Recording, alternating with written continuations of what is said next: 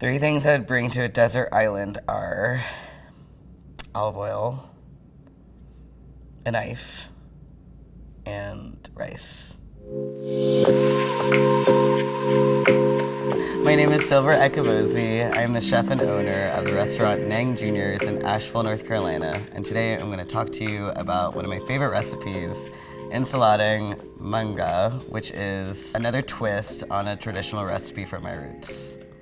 So Neng Jr. is basically derives from my mom's Filipino nickname. In the Philippines, there are a lot of Filipino nicknames. I've always been my mom's like mini-me. We're best friends, so my mom is Neng, I'm Neng Jr., and Neng is short for Neneng, which basically means baby of the family. My mom is one of 8 siblings, but she's the 3rd oldest, but they've always like called her the baby. So when I think about food that brings me comfort from my childhood, the first dish is lumpia. It was the first thing I ever learned how to cook or make was rolling lumpia with my mom. I remember her teaching me. She had like long red acrylics on when she taught me, and then after that the next day I was like rolling egg rolls or lumpias in the sandbox with a leaf in sand, trying to sell lumpia, which is really funny. And the other thing I think about is crab cakes, actually. My grandmother, she lived in Eastern North Carolina, but she was from Maryland, and she taught me how to make crab cakes her way, and those two things came up for me simultaneously when I think about that. I have been working in restaurants for about 10 years in Asheville, North Carolina, and the first job I've had here was a dishwashing job at a small Japanese restaurant, and that really ignited my desire to cook professionally. And I always had an attraction to kitchens and cooking, but never saw myself as doing it as something that was like a paid gig, and then I could see it actually be part of something that could be part of my life. And then I went to culinary school. I had my first mentor in culinary school. This chef, his name was Chef Snyder. He taught me a lot about cooking, and he helped open the French Laundry. And after that, I started working in a bunch of other kitchens, and cut to 10 years working in professional kitchens. I was able to kind of just figure out what I wanted and pull all of the good parts out of a really hard industry. Ensaladang Mangga is basically this.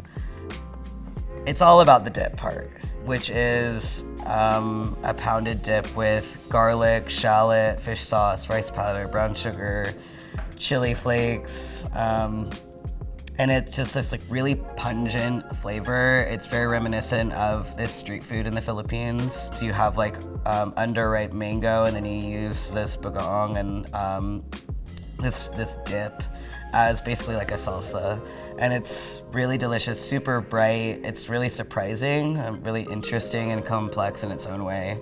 I like to get a lot of the ingredients from this one farm, this Vietnamese family. I see them like 3 times a week.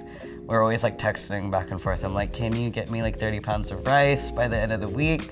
I'm a sauce person, and I really like to have pure, delicious ingredients where you don't have to do too much. And I think like part of being a good chef is just like, it's really just researching and sourcing.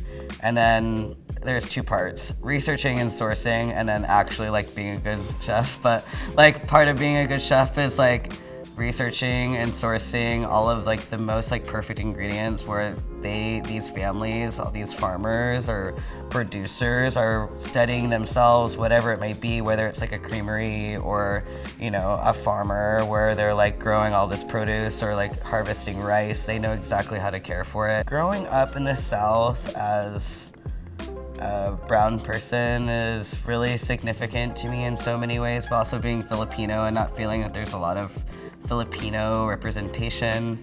I think like Filipinx is such a wonderful term, and I don't like push it on anyone. I use Filipinx and Filipino interchangeably.